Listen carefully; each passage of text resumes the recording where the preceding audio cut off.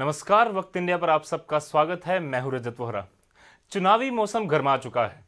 आज भाजपा के प्रधानमंत्री देश के वो भी रैली करने वाले हैं जम्मू में, अखनूर में, और अटकलें भी लगाई जा रही हैं कि कहीं ना कहीं कांग्रेस के बड़े नेता जो हैं वो बीजेपी ज्वाइन भी कर सकते हैं। लगातार ये खबरें आ रही हैं और उसी बीच जो है एनसी और पीडीपी ने भी बड़े कदम उठाते हुए जम्मू से अपने उम्मीदवार नहीं उतारे, क्योंकि उन्होंने कहा कि हम कांग्रेस को जो है वो डायरेक्टली सपोर्ट करें। कहीं ना कहीं उनकी क्या नीति है, क्या माजरा है पीछे, वो तो वही बता सकते हैं। फिलहाल हमारे साथ इन सब पर बात करने के लिए मौजूद है हाजी शेख मोहम्मद साहब। मोहम्मद साहब, आपका बहुत बहुत स्वागत है वक्त इंडिया पर।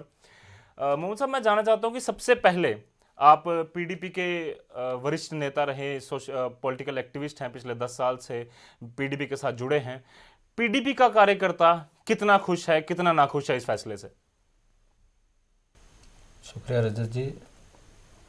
मैं ये कहना चाहता हूं कि अब जो हमारी पार्टी के सुप्रीमो महबूबा मुफ्ती जी ने जो ऐलान किया है जी कि वो सेकुलर ताकतों को मजबूत करना चाहती हैं, अब मैं नहीं कहता कि वो मजबूत होंगे या नहीं होंगे जी, लेकिन हमारे दिमाग में एक बात ज़रूर आई है कि जो मौजूदा जम्मू कश्मीर के हालात हैं कि जिसमें एक अफरा तफरी का पिछले 30 साल से जो माहौल चल रहा है जी, कि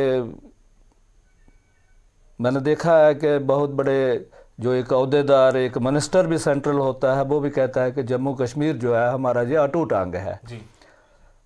मैं ये उनको भी पूछना चाहता हूं कि वो अटूट क्यों कहते हैं, वो सीधा पूरा हिंदुस्तान क्यों नहीं मानते? बिल्कुल। तो अब जो पुलवामा का जो सान्या हुआ है, जो निर्दोष सिपाहियों को जो के लोग अपनी ड्यूटी पर जा रहे थे, तो उनके साथ ये इतनी बुरी घटना जो है, जो निंदनीय काबिल है जी। उसके बाद जो जम्मू में हम लोगों का जो रहा है, हमने एक पुरजोर स्ट्राइक की, उसकी मजम्मत की जी, और हर एक को ये करनी भी चाहिए जी। तो हम इसमें ये सोच रहे थे कि देखो, एक गरीब आदमी का बेटा होता है सिपाही, जो भी सीआरपी हो, बीएसएफ हो, आर्मी हो, पुलिस हो, तो उन लोगों को मार के क्या मिलने वाला है? कुछ नहीं मिलने वाला है। तो अब हम यही सोच में थे कि आखिर इसका हल कब होगा? साल बाद होगा, 2 साल बाद होगा, 10 साल बाद होगा, 50 साल बाद, कब होगा? 70 तो बीत गए हैं, बिल्कुल, या और 70 इंतजार करना पड़ेगा। लेकिन जब जो नेशनल कॉन्फ्रेंस और पीडीपी ने जो फैसला लिया है इलेक्शन ना लड़ने का, तो मैं उसमें से एक रास्ता निकालता हूं जी। वो रास्ता ये है कि कम से कम हम जो जम्मू रीजन के लोग हैं, हम कश्मीर की किसी भी एजिटेशन का समर्थन तो करते नहीं है जी। तो क्यों ना हम लोग जो है कम से कम शुरुआत करते हुए, और मेरा ये मानना है कि एक दिन में कोई रिजल्ट नहीं निकलता है, एक दिन में शुरुआत होती है, और शुरुआत की जाए कि इस मुल्क की 2 बड़ी पार्टियां, नेशनल कांग्रेस पार्टी जो इंडियन नेशनल कांग्रेस है और बीजेपी है, कि इन 2 का समर्थन करें जी। अब तो पार्लियामेंट की इलेक्शन चल रही है, वैसे भी कंपटीशन तो ही नहीं 2 पार्टियों में होना चाहिए, क्योंकि एक ने बहुत लंबा अरसा इस मुल्क पर राज किया है और एक पार्टी इस वक्त फुल मेजॉरिटी सरकार चला रही है।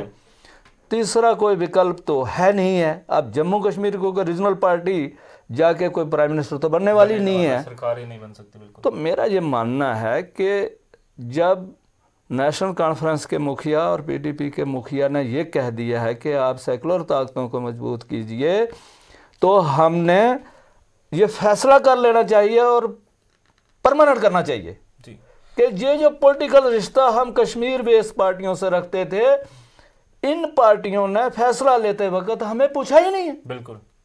क्यों 2014 में भी तो ये स्टेप लिया जा सकता था। अभी इनको सेकुलरिज्म याद आई जब हमारे जो एनसी के उपाध्यक्ष हैं उमर अब्दुल्ला, उन्होंने खुद बोला कि हम जो है इस टाइम इलेक्शन जीत ही नहीं सकते, कोई भी पार्टी जो है इस टाइम भाजपा के खिलाफ खड़ी नहीं हो सकती, अब 2024 के लिए इलेक्शन लड़िए। फिर बीच में और दोहरी नीति खेल रहे हैं कि एक तरफ से बोल रहे हैं कि हम जीत नहीं सकते, दूसरी तरफ बोल रहे हैं हम सेकुलर ताकतों को जिताने के लिए सेक्युलर ताकतें आगे आए, इसलिए हम ये कर रहे हैं। तो ये दोहरी नीति नहीं है कहीं ना कहीं दोनों की? सर मैं ये कह रहा हूँ कि दोहरी नीति तो वो आम पब्लिक के लिए कह रहे हैं, हम तो पार्टियों का हिस्सा है जी। हमें एतमाद में नहीं लिया गया, हमें नहीं पूछा गया। हम फील्ड में लोगों का विरोधियों का भी सामना करते हैं, उनके सवालों का जवाब देते हैं, पब्लिक को क्या जवाब देंगे। और ये जो कैडर अब जो हमारी पार्टियों का, अब वो कांग्रेस को वोट डालेगा या बीजेपी को वोट डालेगा, फिर उनको हम वापस लाएंगे। मतलब हमने फिर ए से शुरुआत करनी है। हाँ। हमें कोई गिफ्ट तो कश्मीर वाला देने वाला नहीं है, नहीं देने वाला। तो जब हमें यहाँ से ही मिलने वाला है और हमें काम ही नहीं करने दिया जा रहा, तो इसका मतलब है कि वो सही वक्त इस वक्त आ गया है कि हम मुल्क के इंटरेस्ट की मैं दूसरे नंबर पर बात कर रहा हूँ। सबसे पहले अपना इंटरेस्ट, जम्मू रीजन के लोगों का सबसे बड़ा इंटरेस्ट जो है वो ये है कि जो कश्मीर से हमें कश्मीर की तरफ से जो हमारा मुंह काला होता है, कम से कम ये वाश कर लें। और परमानेंट रिश्ता जो है वो सेंट्रल बेस पार्टी, चाहे वो कांग्रेस हो चाहे वो बीजेपी हो, वो ज़माने आज ख़त्म हो गए हैं कि ये अछूत पार्टी है, ये अछूत पार्टी है। इस मुल्क में कानून का राज है, कोई व्यक्ति विशेष कोई किसी का कुछ नहीं बिगाड़ सकता, ना किसी का बना सकता है।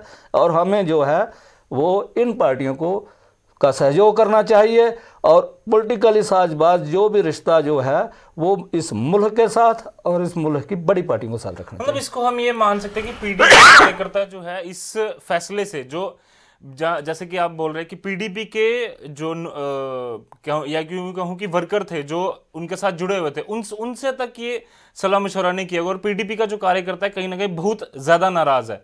और जो अटकलें भी लगाई जा रही है कि पीडीपी के जो मेंबर्स हैं, जो सीनियर लीडर्स भी हैं, पीछे दिनों कई लीडर्स ने ज्वाइन भी की अलग अलग पार्टीज, तो अब भी क्या वो देखने को मिल सकता है फिर से? सर ये पेशन गोई तो मैं नहीं करूंगा कि वो जा सकते हैं या नहीं आ सकते हैं। आहत जितना मैं हूं इतने ही सब है। और मेरा ये मानना है कि हम लोग जो है वो मुफ्ती साहब के साथ आए थे जी।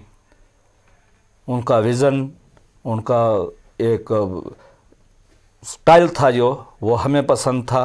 जब उन्होंने जहाँ पर जम्मू में बीजेपी के साथ सरकार बनाई तो उन्होंने एक बात क्लियर की थी कि मैं जहाँ कॉम्बिनेशन ऑफ टू रीजन और combination of two communities like a Dogra and Kashmiri, मैं इनको नज़दीक लाना चाहता हूँ, दो रीजनों को आपस में नज़दीक लाना चाहता हूँ ताकि एक कंप्लीट रियासत जो है एक विचारधारा की तरक्की की तरफ बढ़े और पीस की तरफ बढ़े और आपसी भाईचारा बढ़े।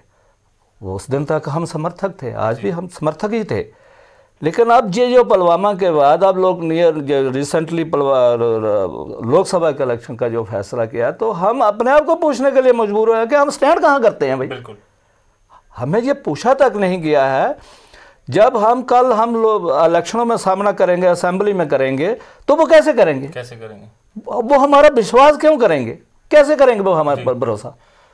तो विश्वास करने के बनता भी नहीं है ना। उधर आपके जो चीफ पैटर्न है बेग साहब और कल मुफ्ती जी की जो रैली हुई उसमें वो सीधा सीधा बोल रहे हैं कि हम जमातिया इस्लामी और जो JKLF पार्टी के यासीन मलिक हैं उनका हम सीधा सीधा समर्थन करेंगे। हम नहीं करते हैं।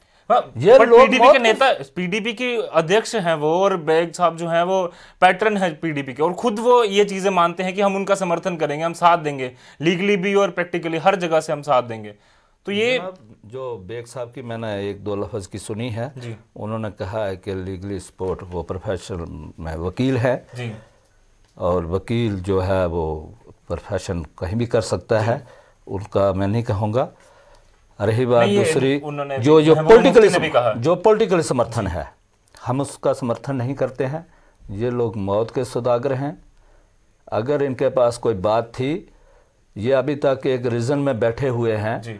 और प्लेटफार्म पे क्लियर आज तक भी इन्होंने बात नहीं की। इस रियासत के दो रीजन और भी थे, वो अभी तक बात नहीं हुई। इसका मतलब ये है कि वही दौर जो चल रहा है वही कंटिन्यूज रखना है। जहाँ एक तरफ वो बात करते हैं, मैं वो मुफ्ती हर तरफ हर टाइम जब भी किसी भी मंच पर उनको मौका मिलता है बोलते हैं डायलॉग करो, पाकिस्तान के साथ बातचीत करो। डायलॉग अपने अंदर के मसले जो है सबसे पहले वो हल की नहीं करने की ये कोशिश कर रहे हैं, बट पाकिस्तान से ये जो है वो लगातार जो हमले कर रहा है उसको ये चाहते हैं कि हम बातचीत करें। तो ये कैसा एक कदम जो है ये उठाने की कोशिश कर रही है? मैं ये मानता हूँ कि लोकतंत्र में जो पब्लिक रिप्रेजेंटेटिव बन गए, एमएलए बन गए, मिनिस्टर बन गए, लोगों ने उनको अख्तियार दे दिया कि आप हमारी बात करेंगे, हमारे दुख सुख का हल आप निकालेंगे। मुझे अफसोस होता है कि ये कश्मीर बेस पार्टी कहते हैं कि हुर्रियत से बात करो कि ये कौन है भाई? हाँ। ये कोई सेकंड सरकार चलाते हैं क्या? हाँ। जब सारा लॉ एंड ऑर्डर आपके पास है, आप क्यों सेंट्रल से बात नहीं करते? अगर कोई मामला है बिल्कुल आप सीधी बात कीजिए उनसे और मसले मसाइल का हल कीजिए। लेकिन ये जो लोग हैं, या तो कोई सोशल एक्टिविस्ट हो, हाँ, हम उसकी कदर करते हैं कि हमें जनहित के लिए काम करते हैं, इनकी बात भी सुनी जानी चाहिए। अब ये सोशल वर्कर तो है नहीं है, तो हम गवर्नमेंट ऑफ इंडिया का ये जो इन पर कार्रवाई की है इसका समर्थन करते हैं, लेकिन अपील भी करते हैं एक कि जैसे वो पत्थरबाजों पर एक दबाव बनाया हुआ था जी, लेकिन एक दिन सुबह माननीय होम मिनिस्टर राजनाथ सिंह जी उठते हैं, बोलते हैं पत्थरबाजों को छोड़ दो। हाँ। कहाँ से आगे ये बात, और उस दिन से दोबारा हालात जो है वो ख़राब हो गए। हम ये कहना चाहते हैं कि गवर्नमेंट ऑफ इंडिया किसी भी पार्टी की सरकार हो, वो एक परमानेंट पॉलिसी बनाए। हर गवर्नमेंट का हक बनता है कि वो अपने शहरी की जान और माल का तहफ़्फ़ुज़ करे। हमें नहीं समझ आता है कि जो भी पार्टी की सरकार बन जाती है वो जान और माल की गारंटी नहीं बात नहीं करती। हाँ। ना स्टेट की बात करती है ना, तो ये बंद होना चाहिए जी। ये जो दोहरी पॉलिसी, कश्मीर में कुछ कहना, जम्मू में कुछ कहना, ये नहीं होना चाहिए। तो उम्मीद करता हूँ अल्लाह ताला से मैं, जैसे आप बोल रहे हैं कि डायलॉग की बात जो है, अगर फॉर एग्जांपल आपके रिप्रेजेंटेटिव जो है महबूबा मुफ्ती, वो कश्मीर सेंट्रिक बातें ही करती है, और पीडीपी जो हर पार्टी, रीजनल पार्टी जितनी में, वो जम्मू और कश्मीर सेंट्रिक अलग अलग करके चलती है। कभी भी किसी भी पार्टी ने ये नहीं कहा कि हम जम्मू कश्मीर को इकट्ठे लेके चलेंगे। अगर भाजपा की बात करें तो वो कहती है कि हम जम्मू का सीएम आगे खड़ा करेंगे या हिंदू सीएम आगे खड़ा करेंगे, हर बार ये बात करती है। और कश्मीर की जो है वो भी यही बात करते हैं कि हम कश्मीर से हर बार जो है, पहले भी सीएम वही आता और इस बार भी वही रखेंगे। क्या ये मिलजुल कर बात क्यों नहीं करते? हर बारी दोनों एक पार्टी में ही दो गुट बन जाते हैं, एक जम्मू गुट बन जाता है, एक कश्मीर गुट बन जाता है। मेरा ये मानना है कि ये मानसिक रोगी लोग जो होते हैं ना, जो ये हर जगह पाए जाते हैं, ये कश्मीर में भी हैं, ये जम्मू में भी है, और ये जो दिमागी मरीज़ हैं जी, मैं ये समझता हूँ कि सोसाइटी को इग्नोर करना चाहिए। ये जो लड़ाने की बात करते हैं, हिंदू मुसलमान सिख ईसाई की बात करते हैं, इलाकाबाद की बात करते हैं, अगर सबसे पहले हम इस रियासत के बशिंदे हैं, हमने अपना आस पड़ोस, चाहे वो अपने घर के पड़ोसी है, चाहे वो ब्लॉक का पड़ोसी है, चाहे तहसील डिस्ट्रिक्ट या रीजन का पड़ोसी है, हमने उनके साथ मिलजुल के करना चाहिए। हम कश्मीरी, आम आदमी कश्मीरी के 100% फेवर में है। जो सफ़र है, जैसे जिन लोगों की आवाज़ में दम नहीं है, जिनकी आवाज़ को सुना नहीं जाता है, ऐसे ही हम ये चाहते हैं कि इंसान जो पैदा हुआ है उसको जीने का हक मिलना चाहिए। वो क्यों किसी की बात इसलिए मान ले कि ये इसने, इसके पास जो कट्टरपंथी है वो ज़्यादा है, हाँ, क्यों मान लेंगे? हम उस आदमी के लिए मानने के लिए तैयार है कि जिसके पास एक्सपीरियंस ज़्यादा है, जिसके पास प्रोग्रेसिव पॉलिसी अच्छी है, उसके लिए तो हम मान सकते हैं। लेकिन ये कैसे हो सकता है? क्या आप हमारी बात इसलिए मान लो कि हम कट्टरपंथी ज़्यादा हैं, हम मानसिक रोगी ज़्यादा हैं? तो यह बंद होना चाहिए। तो और मेरी फिर अपील है आपके माध्यम से पूरे जम्मू रीजन के लोगों को कि ये जो रीजनल पार्टी हैं, जो जम्मू में भी अभी वो माहौल क्रिएट किया जा रहा है कि क्योंकि दौरान पावर इतने अच्छे काम किए नहीं जी, लोगों के साथ इज्जत से बात नहीं की, अब उनके पास एक ही रास्ता रह गया है कि हम कट्टरपंथी पर उतर आए ताकि हम कुछ वोट ले लें। बिल्कुल अपील करता हूं उन लोगों को कि रिजेक्ट करो इन लोगों को। हाँ। ये जो आग लगाने वाले हैं, फिरका परस्ती फैलाने वाले हैं, सोसाइटी में एक दूसरे पर जो लैक ऑफ कॉन्फिडेंस के लिए ये जो काम कर रहे हैं और जो सिर्फ अपने स्वास्थ्य के लिए कर रहे हैं, इन लोगों को दरकिनार करके और मुल्क अपने नेशन के बिल्डअप के लिए, मेरा ये मानना है कि मुल्क में दो पार्टियां हैं, कांग्रेस और बीजेपी। इन दो पार्टियों को जो जिसकी मर्जी है जी, उनको सपोर्ट करें। वैसे भी हम प्राइम मिनिस्टर चुनने जा रहे हैं जी, कोई स्टेट का चीफ मिनिस्टर तो चुनने जाने जा रहे हैं कि रीजनल पार्टी को हम समर्थन करें, बिल्कुल, और उनको छोड़ देना चाहिए जी। तो शाख साहब, हम ये अटकलें लगा सकते हैं कि शाख साहब भी जो है किसी नेशनल पार्टी को सपोर्ट कर सकते हैं और नेशनल पार्टी में ज्वाइन करने की बात करेंगे? वोट नेशनल पार्टी को दूंगा, ज्वाइन की बात मैं नहीं कह पाऊंगा कुछ जी। वोट नेशनल पार्टी को दूंगा जी। शाख साहब, हम बात चलिए तो हम ये भी आपसे जानना चाहेंगे, जैसे पीडीपी के जो एमएलसी रहे हैं टाक साहब, हाँ। जो डोडा से, उन्होंने भी कहा कि मैं जो है वो इंडिपेंडेंट इलेक्शन लड़ूंगा। उन्होंने भी ये बात कही। उधर जावेद रैना भी जो है वो भी एनसी के हैं। एक हमारे अलग अलग पार्टीज के मेंबर जो लगातार जो है एक दूसरे पर लांछन, और इतने गंदे लांछन, जैसे टाक साहब ने उनको रेपिस्ट कह दिया, प्रधानमंत्री को रेपिस्ट कह दिया। इधर जावेद राणा जी जो है वो बार बार उनको कहते हैं कि ये terrorist militant is equal to प्रधानमंत्री मोदी। तो ये जो गंदी राजनीति, ऊपर से हमारे जो रविंदर रैना जो स्टेट अध्यक्ष हैं बीजेपी पार्टी के, वो भी ये कहते हैं कि ये जो तीन पार्टीज जो बनी हैं, एनसी, पीडीपी और कांग्रेस, ये भी अलगाववादियों का गठबंधन है, ये भी टेररिस्ट का गठबंधन है। तो ये जो गंदी राजनीति तक ये जो सीनियर लीडर्स हैं, हालांकि ये मंजे हुए खिलाड़ी हैं पॉलिटिक्स के, पिछले आप भी जैसे पिछले 10-15 साल से पॉलिटिक्स से जुड़े हैं, तो इस जो ये गंदी नीति, जो ये गंदी राजनीति में जो घुस गया, इस पर आपका क्या कहना है? मैंने कहा कि मानसिक रोगी हर जगह पे है और हर पार्टी में है, और बड़ लग है कि जैसे आप कह रहे हैं कि अगर फिरदौस टाक साहब ने ये कहा है, हाँ। मैंने नहीं सुना है। बिल्कुल, स्टेटमेंट उन्होंने प्रेस कॉन्फ्रेंस में कहा। अगर ये कहा है तो नहीं कहना चाहिए एक पीएम के लिए। अभी तक मई महीने तक हमारे पीएम हैं वो, बिल्कुल ये नहीं कहना चाहिए। जावेद राणा साहब किस अंदाज से कह गए हैं। रही बात अकबर लोन ने भी ये कहा था, हाँ, अकबर लोन की मैं पुरजोर निंदा करता हूँ। हाँ। कि एक वोट के लिए उसे ये नहीं मालूम है कि जैसे उसने नारे मारे हैं, इनसे अगर 10 नौजवान ही खराब हुए तो उसकी मौत के जिम्मेवार ये होंगे, क्योंकि जिसने बंदूक उठाई वो मारा जाएगा। बिल्कुल, वो एक दिन ही मारा जाएगा, दूसरे दिन, महीने में, 2 महीने में मारा जाएगा। बिल्कुल। लेकिन हमारे लोगों में इतना दम नहीं है कि वो लोग उसके बाद आकर लोन को बोलें कि तुमने हमारे बेटे को खराब किया था इसलिए वो मारा गया है। बिल्कुल। तो बैड लक है कि नेशनल कॉन्फ्रेंस ने, जो अपने आप को जमहूरी पार्टी कहती है, उसने उस पर एक्शन नहीं लिया जी, जो कि लेना चाहिए था। यही कुछ बातें थी हमारी पार्टी में भी, कुछ ऐसी थी जैसे आपने टाक साहब की बात कही है। नहीं, वो या महबूबा मुफ्ती ने भी ये कहा था कि हम अगर कुछ ऐसी बातें, अगर मोदी गवर्नमेंट ने या बीजेपी ने ज्यादा जबरदस्ती की तो जम्मू कश्मीर में एक भी जो है वो झंडा उठाने के लिए नहीं बचेगा भारत का।